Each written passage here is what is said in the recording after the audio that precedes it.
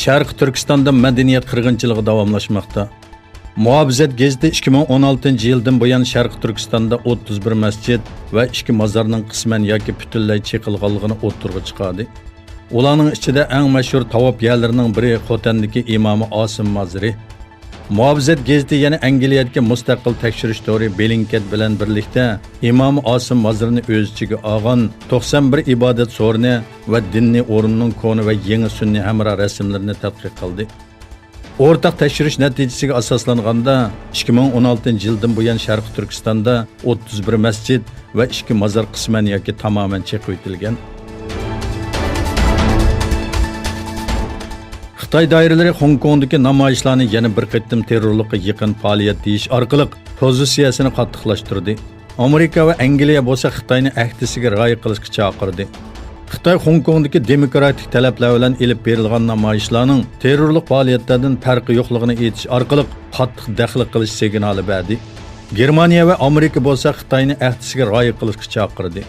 Berlinda muxbirlarning bu vaqtdagi savollariga javob bergan Germaniya bosh ministri Merkel Xitoyning Hong Kongni topshirib olganda fikr erkinligi va qonun bo'yicha idora qilish qatorliq jihatlarda ahd berganligini ta'kidlab o'tdi va Xitoyning bu va'dalarga amal qilish kerakligini aytdi.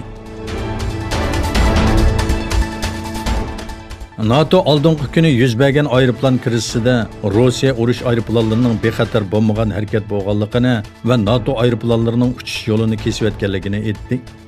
NATO bayonotchisining bayonotiga asoslanganda 2 dona Su-27 tipli urush aeroplani hamroh bo'lgan Tu-214 tipli aeroplan Baltiq dengizida NATO havo tavalligiga yaqin joyda bayqalgan. NATO bayonotchisi Tu-214 tipli aeroplanning uchish planida borligi, lekin uningga hamroh bo'lgan 2 dona Su-27 aeroplanning uchish planining yo'qligini bildirdi va Su-27 tipli aeroplanning signal uskunlarining taqoqliq ekanligini, havo qatnash markazi bilan aloqa qilmaganligini aytdi. Amerikaning Pensilvaniya shtati Filadelfiya shahrida yuz bergan qurolli hujum qilish voqeasida oz deganda 6 nafar soqchining yaralanganligi bildirildi. Vaqa Filadelfiyaning Nice Town Tego rayonida yuz bergan bo'lib, dastlabki uchishlarga asosan 6 soqchi o'q tegib yaralangan.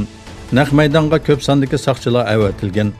Amerika taratqullarining xabar qilishicha, shu yer vaqti tushdan keyin 4:30 atrofida yuz bergan voqeada soqchilar narkoz faoliyatiga aloqador bir e'lon uchun voqea yuz bergan yerga kelgan.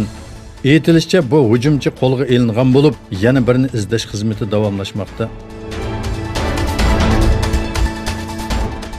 Olimlar Grenlandiyada 514 yoshga kirganligi faraz qilingan bir kitni bayqadi. Angliya Quyosh gazetining xabar qilishicha, professor Kim Propel bu kitning eng uzun umr ko'rgan omurtquli hayvon ekanligini aytgan. Kitning 1505-yili tug'ilganligi mo'ljallanmoqda.